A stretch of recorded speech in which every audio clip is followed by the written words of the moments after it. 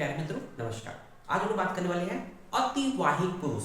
ये जो टॉपिक है चरक शारीर स्थान का चैप्टर नंबर 2 अर्थात अतुल्य गोत्री शारीर अध्याय के अंतर्गत हम लोग पढ़ने वाले हैं।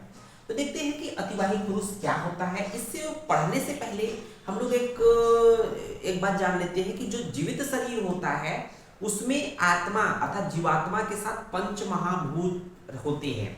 लेकिन जैसे ही शरीर मतलब व्यक्ति की मृत्यु होती है, मतलब कि डेथ होता है, तो क्या होता है वो जीवात्मा निकल जाती है ना। तो केवल पंचभौतिक शरीर ही बचता है जिसको अलग अलग धर्मों के अकॉर्डिंग उस मृत शरीर का डेड बॉडी को उसका दाह संस्कार करते हैं या फिर उसको दफना देते हैं। अलग अलग मतलब धर्म में अलग अलग मान्यताएं हैं, उसके अकॉर्डिंग उस शरीर का मतलब उस पंचभौतिक तत्वों को अलग अलग तरीके से उस पंचभौतिक तत्वों में मिला देते हैं। ठीक है, तो आइए देखते हैं अतिवाहिक पुरुष। अतिवाहिक पुरुष को पढ़ने के लिए हम लोग को चरक शारीर स्थान का चैप्टर नंबर 2 का श्लोक नंबर 31 देखेंगे। श्लोक नंबर 31 देखेंगे तो यहाँ क्या दिया है, भूतैश्च चतुर्भी सहित है, भूतैश्च चतुर्भी सहित है सुसूक्ष्म मनोजवो देहम उपैति देहात् कर्मात्मकत्वान न तु तस्य दृश्यम दिव्यम बिना दर्शनम यपि रूपम। अर्थात यहाँ पर बोला गया है कि जो जीवात्मा होती है, जो आत्मा होती है, वो एक शरीर को त्याग करके जब मृत्यु होती है तो एक शरीर को त्याग करके दूसरे शरीर में किस प्रकार से प्रवेश करती है, दूसरे शरीर में मतलब दूसरे शरीर को धारण करती है, उसमें प्रवेश करती है। और जब वो धारण जब एक शरीर से दूसरे शरीर में एंट्री करती है तो उसको आप सामान्य नजरों से दृष्टि से नहीं देख सकते हैं, उसको केवल दिव्य दृष्टि के द्वारा ही देखा जाता है। दिव्यजन लोग देख सकते हैं, तपस्वी लोग देख सकते हैं। यही हम लोग बात करने वाले हैं अतिवाहिक पुरुष। ठीक है, तो यहाँ पर देखेंगे कि यहाँ पर क्या है कि एक शरीर से आत्मा दूसरे शरीर में कैसे प्रवेश करती है, ये चरक संहिता पढ़ेंगे तो पॉइंट इस नाम से आएगा, लेकिन अतिवाहिक पुरुष के नाम से हम लोग इसको जानेंगे। ठीक है ना, शरीर एक आत्मा जो है एक शरीर से दूसरे शरीर में कैसे प्रवेश करती है। देखेंगे एक छोटी सी कहानी है। यहाँ कोई पर्सन है, जीवित व्यक्ति है ना, जीवित व्यक्ति है, हंस रहा है, मुस्कुरा रहा है। ठीक है ना, जीवित व्यक्ति है। जब इसकी मृत्यु हो जाती है मतलब राम नाम सत्य जब हो जाता है तो क्या होता है, तो इसके शरीर से क्या होता है, जो जीवित शरीर होता है उसमें से जीवात्मा अर्थात आत्मा निकल जाती है। तो देखेंगे ये बेचारा खाट पे पड़ गया है, शैया पे मृत्यु शैया में पड़ गया हुआ है, इसको अपने धर्म के हिसाब से इसको मतलब कि सक्रियकरण करना है। ठीक है, बाकी जो बची है आत्मा या जीवात्मा है, केवल आत्मा ही नहीं निकलती है। जब मृत्यु होती है तो यहाँ पर सिर्फ आत्मा नहीं निकलती है। क्यों?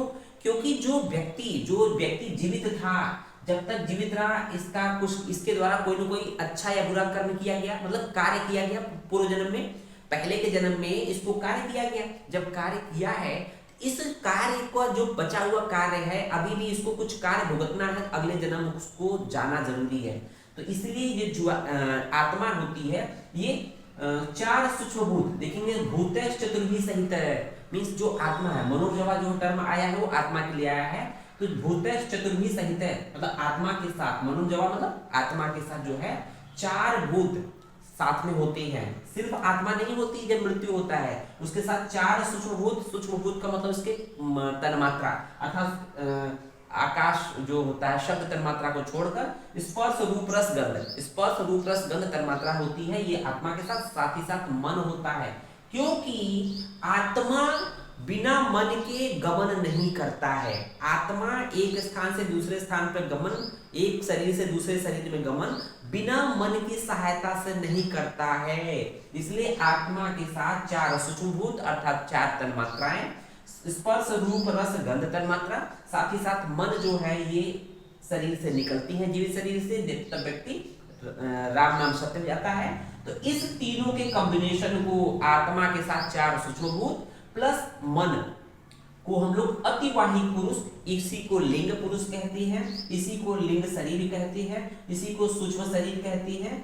ये क्या होता है, ये जो कॉम्बिनेशन होता है तीनों का, ये एक शरीर से दूसरे शरीर में एंट्री करती है, एक शरीर से दूसरे शरीर में शरीर को धारण करती है, एंट्री करती है। जब बच्चे का जन्म होता है तो कोई न कोई उसमें जन्म से पहले जब गर्भ धारण होता है दूसरे समय आत्मा एंट्री कर जाती है। हम लोग कहते हैं ना शुक्र शोणित जीव संयोग तू खलु कुच्छी गति गर्भ संज्ञा होती, गर्भ की परिभाषा देखा था। शुक्र शोणित का जब संयोग होता है तो जीव जो टर्म है वो इसी अतिवाहिक पुरुष के लिए आया है। जो जीव आया है आत्मा प्लस चार सूक्ष्मभूत प्लस मन के लिए आया था, इसी अतिवाहिक पुरुष के लिए आया है, मतलब जीवात्मा के लिए आया है। तो जब ये एक शरीर से दूसरे शरीर में एंट्री करती है, प्रवेश करती है, तो उसको हम लोग नेग्लेक्ट आई या सामान्य नजरों से नहीं देख सकते हैं, उसे सिर्फ और सिर्फ दिव्य दृष्टि वाले लोग ही देख सकते हैं। उम्मीद है इस तरह की चीजें आपको समझ में आया होगा, क्योंकि ये हम लोग पदार्थ विज्ञान में पढ़ते हैं, लिंग शरीर, सूक्ष्म शरीर यहाँ पढ़े हैं, लेकिन वहां पर अतिवाहिक टर्म नहीं आया है। तो यहाँ पर चरक में देखो इस तरह से दिया हुआ है सारे स्थान में कि अतिवाहिक पुरुष क्या होता है, इसको आप पदार्थ विज्ञान में यूज कर सकते हैं, इसको आप चरक संहिता में भी यूज कर सकते हैं। उम्मीद है वीडियो आपको पसंद आया होगा। धन्यवाद।